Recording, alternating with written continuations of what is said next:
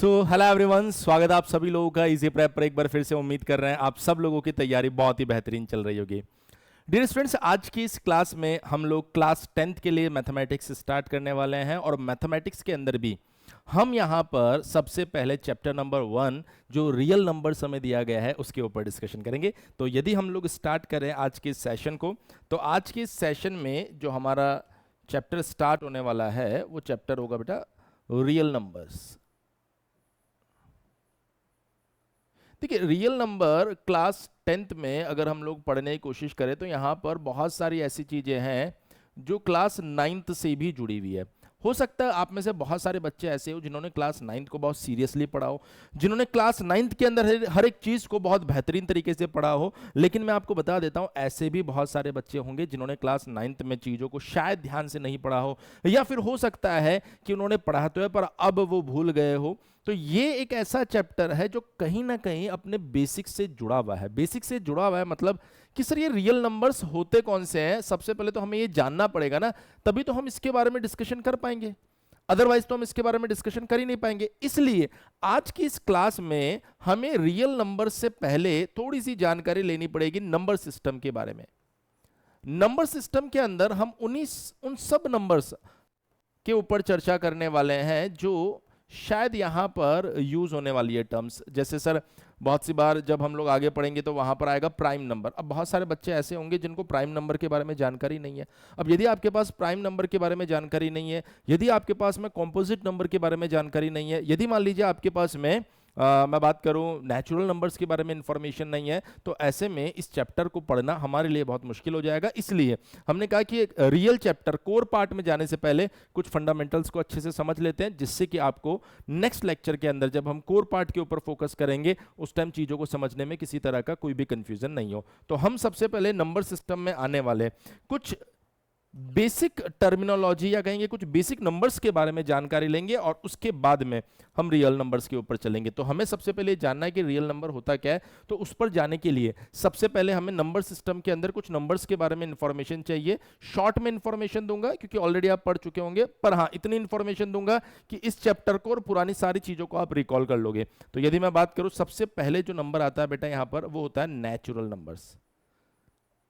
अब क्वेश्चन ये आता है कि सर नेचुरल नंबर्स के अंदर कौन कौन से नंबर्स आते हैं। तो मैं आपको बता देता हूं बेटा, वो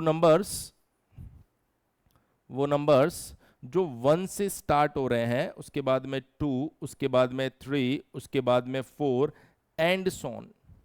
आप सभी बच्चे इनको इंटीजर्स बोला किया करते थे। तो 1 से स्टार्ट होने वाले जितने भी 1 से लेकर आगे तक के जितने भी इंटीजर्स हैं, वो सारे के सारे इंटीजर्स जो होते हैं बेटा उनको आप नेचुरल नंबर्स के अंदर रखते हो। सर हमने नेचुरल नंबर और एक और नंबर है जिसके बीच में हमें अक्सर कंफ्यूजन हुआ करता था, वो है होल नंबर। बहुत सी बार बच्चों को इनके बीच में कंफ्यूजन रहा करता था कि सर ये होल नंबर क्या होते हैं, नेचुरल नंबर क्या होते हैं। तो मैंने कहा था कि नेचुरल नंबर जो है वो स्टार्ट हो रहा है 1 से, 1 2 3 4 5 6 7 8 9 10, वो सारे के सारे नंबर्स जो है वो नेचुरल नंबर्स में आते हैं। लेकिन यदि आप इनके साथ में जीरो को भी इंक्लूड कर दो, 0 1 2 3 4 एंड सोन, तो ये बन जाएंगे आपके पास में होल नंबर। तो whole number and natural number, कभी भी आपके सामने ऐसा लिखा हुआ हो कि x एक नेचुरल नंबर है, x यहां where x is a natural number, तो आपको समझ जाना है कि x की वैल्यू 1 2 3 4 5 6 कुछ भी हो सकती है। लेकिन अगर वहां पर लिखा हुआ आ रहा है where x is a whole number, it means x की जो वैल्यू है वो 0 1 2 3 4 कुछ भी हो सकती है। यहां पर जीरो इंक्लूड नहीं है, यहां पर जीरो इंक्लूड किया गया है। तो मेरे ख्याल से जो पहला पॉइंट है कि sir natural numbers and whole numbers में क्या डिफरेंसेस है वो हमें क्लियर हो गए होंगे। अब जैसे इन नंबर्स को देखा, बहुत सारे स्टूडेंट्स ऐसे होंगे जिनके दिमाग में ये क्वेरी आएगी कि सर ये फिर इंटीजर्स क्या होते हैं, फिर हमारे पास में इंटीजर्स क्या होते हैं। मैंने कहा बेटा वो ऊपर जो दिखाई दे रहा है वो इंटीजर का एक पार्ट है। अगर आप कंप्लीट इंटीजर्स को यहां पर समझने की कोशिश करोगे तो आप कहेंगे सर अगर ये 0 है तो इसके बाद में 1 2 3 4 5 6, इससे पहले -1 -2 -3 एंड सोन, ये सभी नंबर्स को अगर मिला दिया जाए तो ये आपके पास में इंटीजर्स में आ जाएंगे। मैंने कहा सर आप इंटीजर्स को थोड़ा ध्यान से देखते हैं ना, अगर मैं इतना पोर्शन छुपा लूं तो ये होता है नेचुरल। अगर मैं इतना पोर्शन छुपा लूं तो जीरो से लेके यहां तक ये होता है होल नंबर्स। अगर मैं कंप्लीट को कंसीडर कर लूं तो ये बन जाएगा हमारे पास में इंटीजर्स। मेरे ख्याल से फर्स्ट स्लाइड के अंदर जो इंफॉर्मेशन आपको दी है कि नेचुरल नंबर्स क्या है, होल नंबर्स क्या है, और उसके बाद में आता है इंटीजर्स क्या है, वो सभी बच्चों को क्लियर हो गया होगा, कोई कंफ्यूजन नहीं होना चाहिए। देखिए अगर मैं सिंबल की बात करूं, यहां पर एक बहुत सी बार स्टूडेंट्स के दिमाग में कंफ्यूजन रहता है कि सर अक्सर कुछ जगह इनके सिंबल्स भी यूज होते हैं। तो नेचुरल नंबर क्योंकि एन से स्टार्ट हो रहा है, ऐसा जरूरी नहीं कि जो जिससे स्टार्ट होगा वही होगा, लेकिन हाँ इन जनरल क्या होता है बेटा, ये एन से स्टार्ट हो रहा है तो ज्यादातर इसके लिए जो सिंबल इस्तेमाल होता है वो कैपिटल एन इस्तेमाल होता है। इसके लिए होल नंबर है, डब्ल्यू से स्टार्ट हो रहा है, ज्यादातर इसके लिए जो सिंबल इस्तेमाल होता है बेटा वो क्या होता है, डब्ल्यू इस्तेमाल होता है।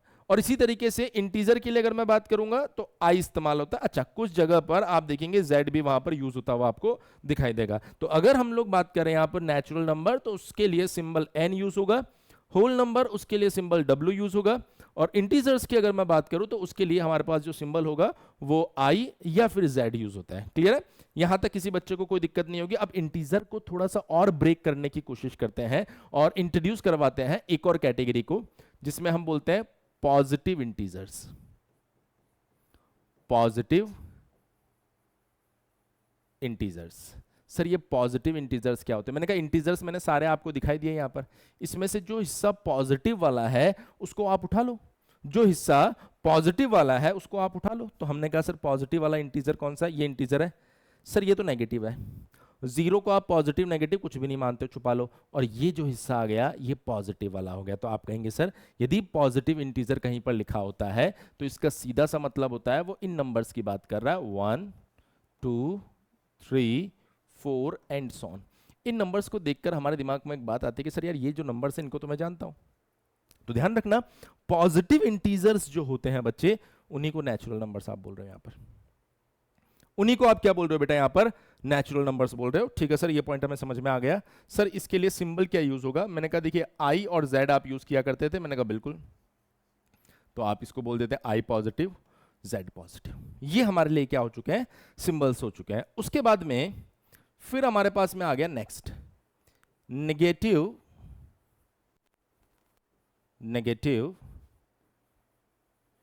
इंटीजर्स। सर अगर हम बात करें यहां पर नेगेटिव इंटीजर्स की, तो ये नेगेटिव इंटीजर्स क्या होते हैं? मैंने कहा देखिए अगर हम नेगेटिव इंटीजर्स की यहां पर चर्चा कर रहे हैं तो नेगेटिव इंटीजर्स क्या होंगे? अब बहुत से बच्चे कहेंगे सर वो इंटीजर्स जो पॉजिटिव नहीं है। नहीं, मैंने कहा यहां मिस्टेक हो सकती है। आपको सबसे पहले इंटीजर्स के पास जाना है, जीरो किसी भी कैटेगरी में नहीं आ रहा, पॉजिटिव को हटा दो, तो ये जो बच गया है इसको क्या बोला गया है, नेगेटिव इंटीजर्स। तो आप कहेंगे सर यहां पर यदि मैं नेगेटिव इंटीजर्स की बात करूंगा तो ये आएगा -1 -2 -3 -4 एंड सो ऑन। इसे क्या बोला जाएगा सर? इसे बोला जाएगा नेगेटिव इंटीजर्स। उम्मीद कर रहा हूं यहां पर किसी बच्चे को कोई दिक्कत नहीं हुई होगी। उसके बाद में कहानी में ट्विस्ट स्टार्ट हो जाता है कि सर अगर मैं यहां पर लिख देता हूं नॉन पॉजिटिव इंटीजर्स, बहुत सी बार स्टूडेंट्स के दिमाग में यहां पर वो गलती कर बैठता है। सर क्या गलती कर बैठेगा? अच्छा, इसके सिंबल्स के लिए इन जनरल हम लोग आई नेगेटिव और जेड नेगेटिव यूज करते हैं। उसको लगता है कि सर इंटीजर जो है वो दो ही टाइप के हैं, एक पॉजिटिव और एक नेगेटिव। अब यहां पर गलती हो रही है। मैंने कहा आपने जीरो को छोड़ दिया।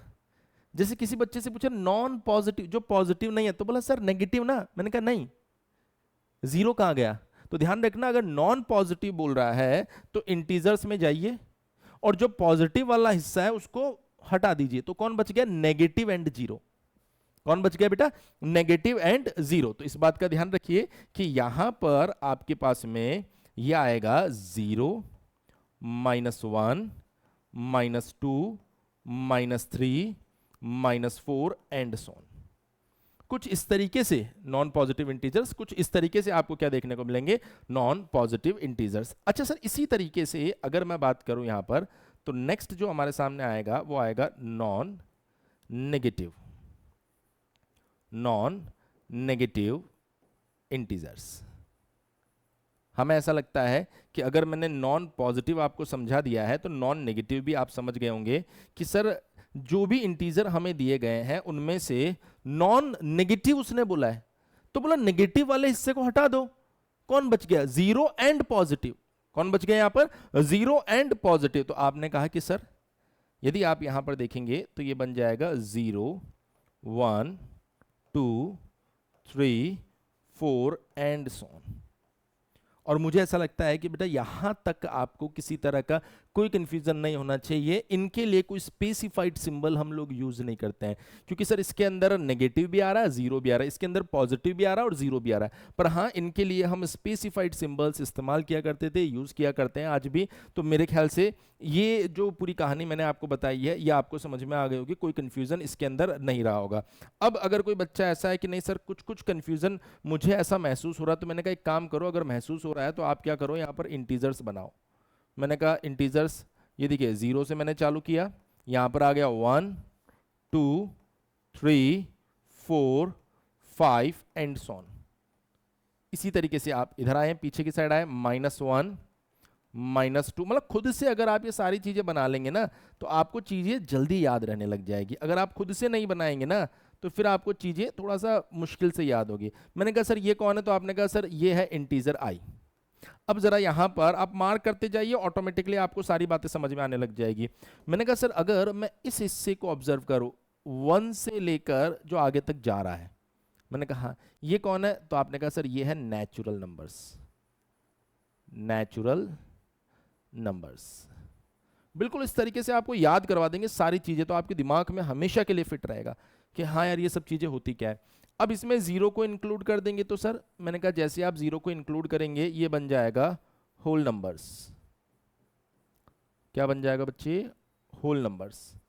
हमने कहा ठीक है सर। अब मैंने कहा यदि आप यहां पर थोड़ा सा, मैं और भी कलर्स यूज करता हूं जिससे कि आपको सारी चीजें बेहतर तरीके से समझ में आए। तो हमने कहा कि ठीक है सर, इतनी बात समझ में आ गई। मैंने कहा अगर मैं यहां से लेकर यहां तक का ये जो पोर्शन है इसको कंसीडर करूं, तो आपने कहा नेगेटिव इंटीजर्स। परफेक्ट। ये जो आप जिसको आप अभी नेचुरल नंबर बोल रहे हो सर, इसको हम कहेंगे पॉजिटिव इंटीजर्स। क्या कहेंगे इसको हम? Positive integers. ऐसे ही अगर मैं कुछ और टर्मिनोलॉजीज आपको समझाने की कोशिश करूं, तो आप देखिए सर, अगर आप जीरो को साथ में ले जाएं और पॉजिटिव इंटीजर्स को साथ में ले ले, यानी कि होल नंबर्स, तो ये क्या बन जाएगा आपके पास में? दीज आर नॉन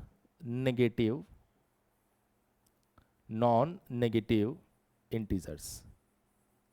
सिमिलरली यदि हम इस पोर्शन को ऑब्जर्व करें जहां पर हमें नेगेटिव दिखाई दे रहा है, including zero also, then these numbers are known as non positive integers.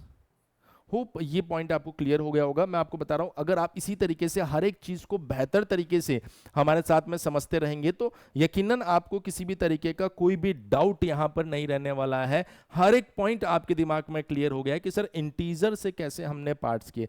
Sir in integers के कुछ और पार्ट्स भी होते हैं क्या? इन इंटीजर्स के कुछ और पार्ट्स भी होते हैं क्या? बिल्कुल बेटा, इसके कुछ और पार्ट्स भी होते हैं। कौन से पार्ट्स होते हैं?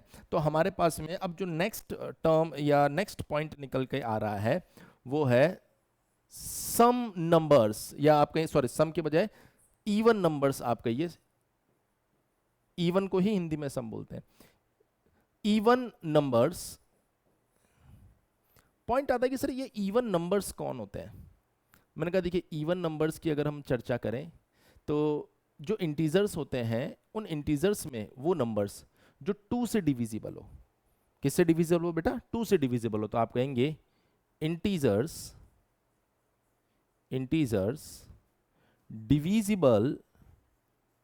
Divisible by 2 is known as even numbers।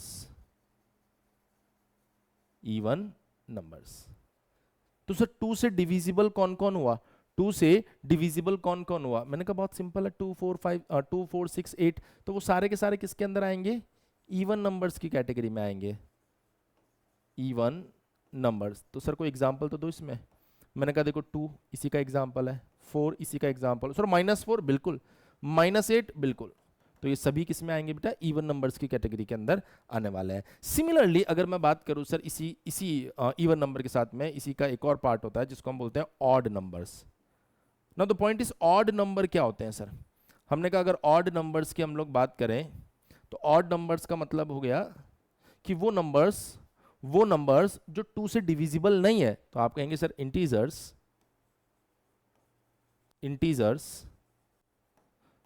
not divisible by 2 is known as odd numbers। Sir जैसे मैंने कहा ऑड नंबर्स का एग्जांपल आपको चाहिए 1 3 5 -7 एंड सो ऑन। +7 भी ले सकते थे, लेकिन आपके दिमाग में मिसकंसेप्शन क्रिएट ना हो जाए कि सर ऑड नंबर हमेशा पॉजिटिव होते हैं, इसलिए मैंने माइनस वाला एग्जांपल भी यहां पर दे दिया। उम्मीद कर रहे हैं कि यहां तक का जो पॉइंट है उसमें आपको किसी भी तरह का कोई कंफ्यूजन नहीं होना चाहिए।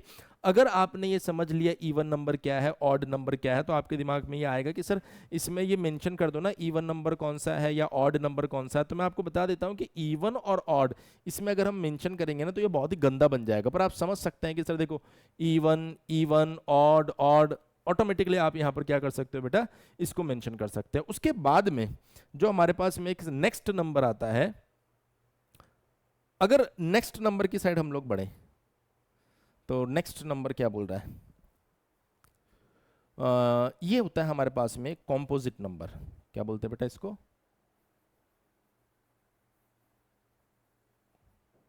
Composite number. कॉम्पोजिट नाम से ही पता चल रहा है कि जो कुछ पार्ट से मिलकर बना होगा। पहले मैं आपको बहुत ही सिंपल लैंग्वेज में समझाता हूं। जैसे मान लीजिए आपको दिया गया है यहां पर 5, तो सर 5 किससे डिविजिबल है? मैंने कहा 5 अगर आप देखेंगे तो 5 डिविजिबल है 1 से और 5 से। मैंने कहा और किसी से डिविजिबल है? बोला नहीं सर, और किसी से डिविजिबल नहीं है। हमने कहा अच्छा। मैंने कहा कि सर व्हाट अबाउट द 4? तो आपने कहा सर 4 डिविजिबल है 1 से, 2 से एंड 4 से। तो ऐसे नंबर्स जिनके सिर्फ 2 ही फैक्टर है, या फिर मैं कहूं जो या तो खुद से डिविजिबल है या फिर 1 से डिविजिबल है, उन्हें हम कॉम्पोजिट नंबर नहीं बोल सकते हैं, उन्हें बोला जाता है प्राइम नंबर्स। और आज का गेम जो है धीरे धीरे आपको पता ही नहीं चलेगा कब प्राइम और वहां से रियल नंबर्स की साइड बढ़ जाएगा, ऑटोमेटिकली आपको सारी कहानी समझ में आ जाएगी। क्लियर है? अभी प्राइम से रैशनल नंबर पे जाएंगे, फिर इररेशनल नंबर पे जाएंगे, फिर हम रियल नंबर पे चले जाएंगे। जैसे रियल नंबर पर आएंगे तो आपको ये बात समझ में आएगी कि अच्छा सर आप इस पर्टिकुलर चैप्टर को डिफाइन करने की कोशिश कर रहे थे, क्योंकि रियल नंबर अगर पढ़ना है तो ये सारी चीजों के बारे में इंफॉर्मेशन रखनी पड़ेगी, इसलिए मैं ये सारी चीजें आपको बता रहा हूं। तो ये 5 जो है वो या तो खुद से डिविजिबल है या 1 से डिविजिबल है। लेकिन 4 को यदि आप देखेंगे तो ये 4 से भी डिविजिबल है, 2 से भी डिविजिबल है और 1 से भी डिविजिबल है। तो आप क्या बोलेंगे sir, a natural number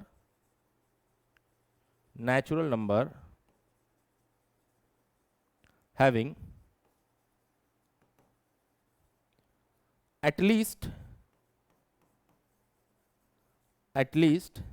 3 factors known as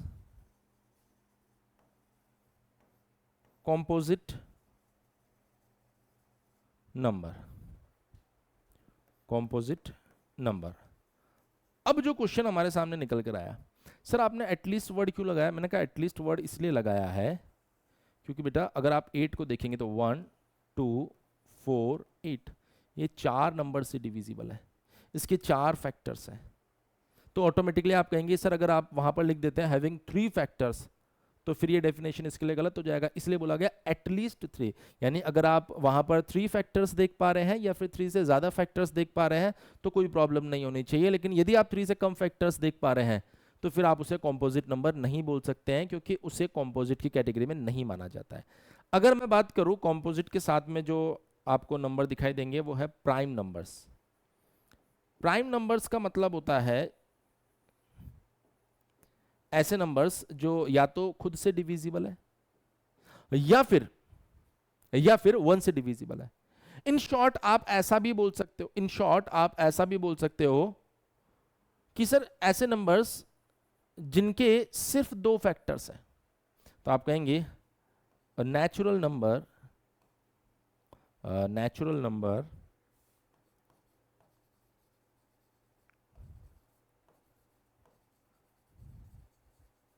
which is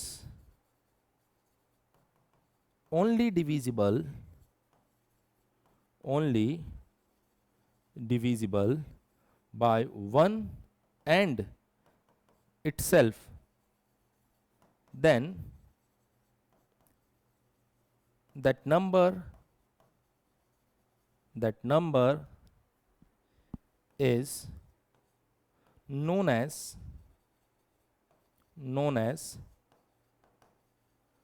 prime number. तो ऐसे नंबर को हम क्या कहेंगे बेटा?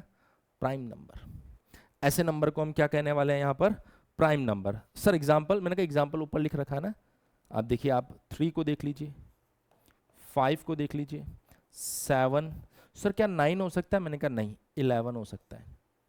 तो ये सारे के सारे प्राइम नंबर्स के एग्जाम्पल है, और भी ऐसे बहुत सारे एग्जाम्पल है।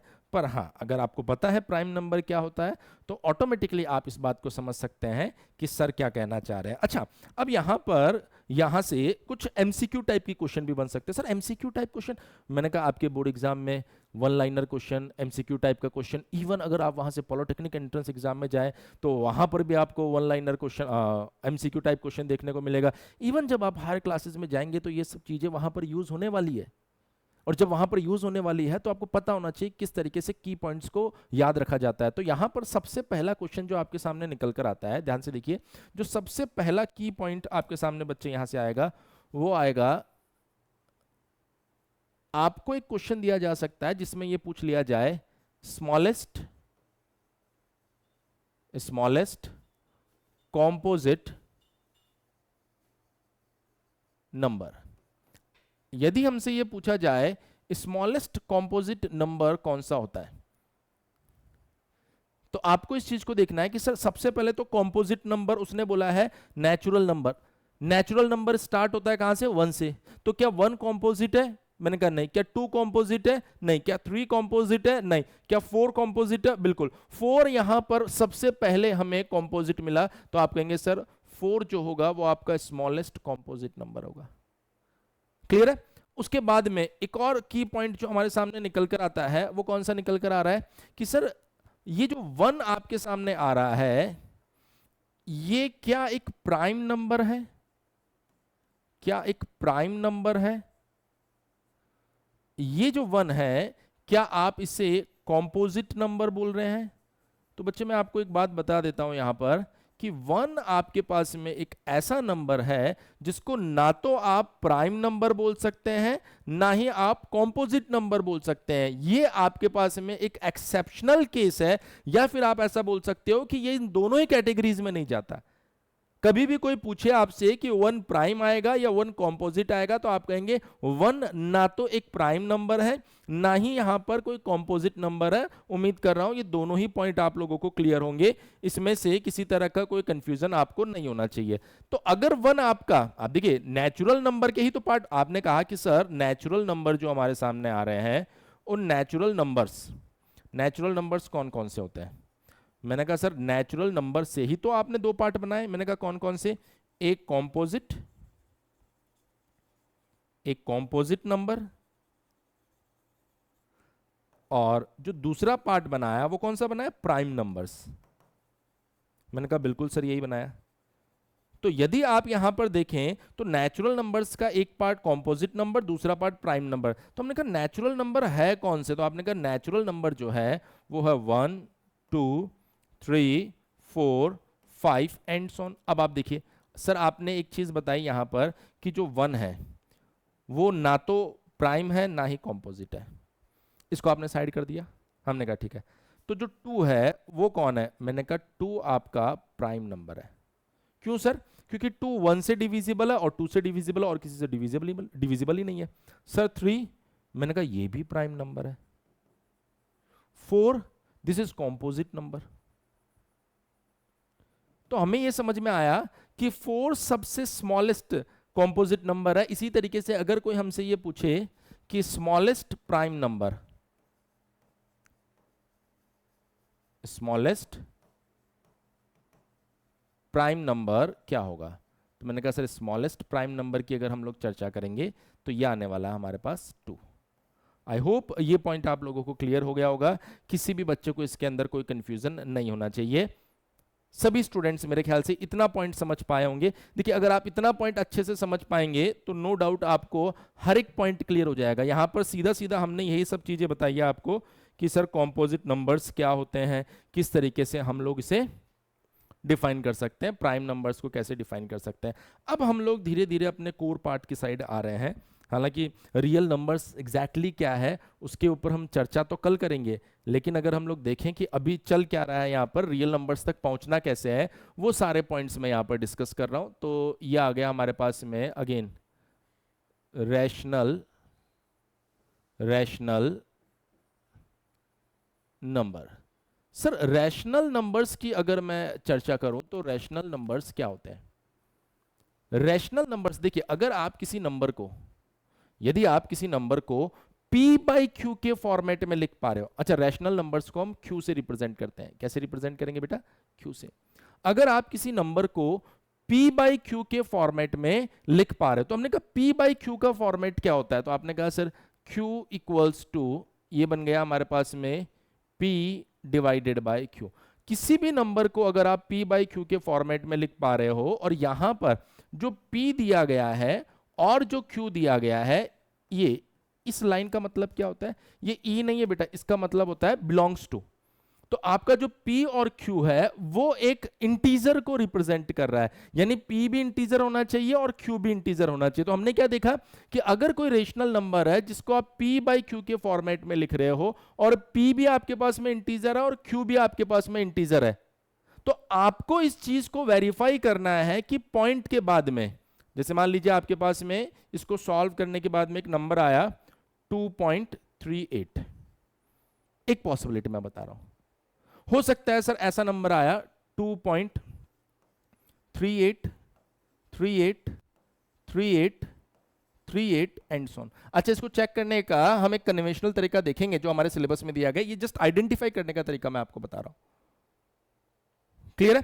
या फिर इसको सॉल्व करने से आपके पास हमारा 2.131819362 मतलब अलग अलग डिजिट आ रहे हैं। तो यदि आप जब इसको सॉल्व कर रहे हो और सॉल्व करने के बाद में पॉइंट्स के बाद में आपके पास में जो डिजिट्स आ रहे हैं, अगर वो रुक गए या फिर वो कॉन्टिन्यूअसली रिपीट कर रहे हैं 38 38 38 38 38, इट मींस ये जो नंबर है आपके पास में, इन नंबर्स को हम रैशनल नंबर्स कहेंगे। क्या कहेंगे? Rational numbers. इनको हम कहने वाले हैं बेटा रैशनल नंबर्स। लेकिन sir what about this number? ये नंबर ऐसा है जो रिपीट भी नहीं कर रहा और रुक भी नहीं रहा। बेटा ऐसे नंबर्स को हम बोलते हैं इर्रेशनल नंबर्स। क्या कहेंगे? Irrational numbers. ऐसे नंबर्स को हम क्या कहने वाले हैं? Irrational number. तो ये हो गया रैशनल नंबर, जहां पर सॉल्व करने के बाद में आपके पास में कुछ इस तरीके के केसेस आ रहे हैं। सर एग्जांपल, मैंने कहा एग्जांपल देखिए ना, अगर आपको बोला जाए 4/3, तो मैंने कहा सर इसकी वैल्यू कितनी आ रही है? 1.3333333। ये रिप्रेजेंट कर रहा है कि सर ये एक रैशनल नंबर है। फिर हमारे दिमाग में क्वेश्चन आया, अच्छा मैं यहीं पर लिख देता हूं रैशनल नंबर, क्योंकि दोनों को मैं यहीं डिफाइन कर रहा हूं ना, and irrational number. Irrational number दोनों को इसी में मैं डिफाइन कर देता हूं। तो rational number and irrational number. तो हमने कहा कि सर अगर आप देखिए अकॉर्डिंग टू डेफिनेशन ये रैशनल की कैटेगरी में जाएगा। फिर मैंने कहा कि सर मान लीजिए अगर मेरे पास में आ रहा 5/2, तो इसकी वैल्यू आती है 2.5। बोला हाँ सर, ये किस कैटेगरी में जाएगा? Of course rational number. कोई भी इंटीजर यदि आपके सामने आता है 7, कोई भी इंटीजर, मान लीजिए आपने लिखा 7, तो हमने कहा सर ये 7 नहीं है, ये 7/1 है, तो आप इसको भी रैशनल नंबर, इसको भी कैसे लिख सकते हो बेटा? Rational number. मैंने कहा सर मान लीजिए अगर मेरे पास में √2 आ गया, तो बेटा √2 की जो वैल्यू वो कॉन्टिन्यूअसली चलती है, कॉन्टिन्यूअसली चलती है, रुकती नहीं है, तो ये किस कैटेगरी में आ जाएगा? Irrational number. Irrational number. तो इर्रेशनल नंबर का मीनिंग भी आप समझ पा रहे हो, रैशनल नंबर का मीनिंग भी आप समझ पा रहे हो। एक बड़ा कंफ्यूजन बहुत से स्टूडेंट्स के दिमाग में आता है, वो भी मैं आपको यहां पर क्लियर कर देता हूं। मैंने कहा क्या है वो कंफ्यूजन सर? यदि आपसे पूछा जाए कि सर पाई रैशनल नंबर है कि इर्रेशनल नंबर है, हमने कहा देखो पाई की वैल्यू 3.14 एंड सो ऑन चलती रहती है सर।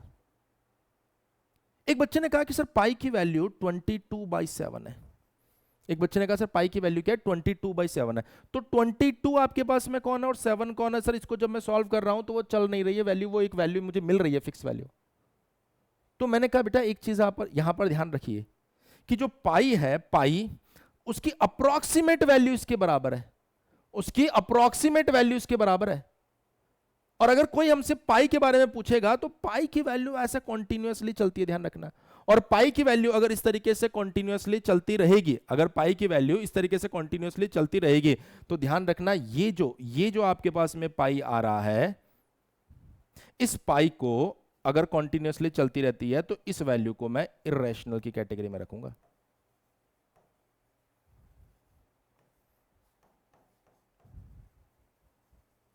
लेकिन अगर आप 22/7 की बात करेंगे तो ये आपके पास में एक रैशनल नंबर की कैटेगरी में आएगा।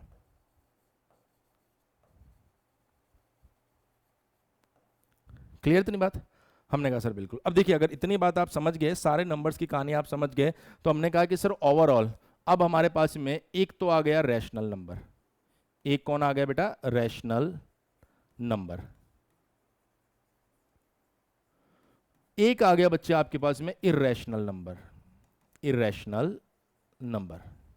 तो rational number and irrational number, I hope दोनों में अब कोई कंफ्यूजन नहीं है। जब इन दोनों को हम मिला देंगे तो हमारे पास में आएगा रियल नंबर्स। कौन आएगा?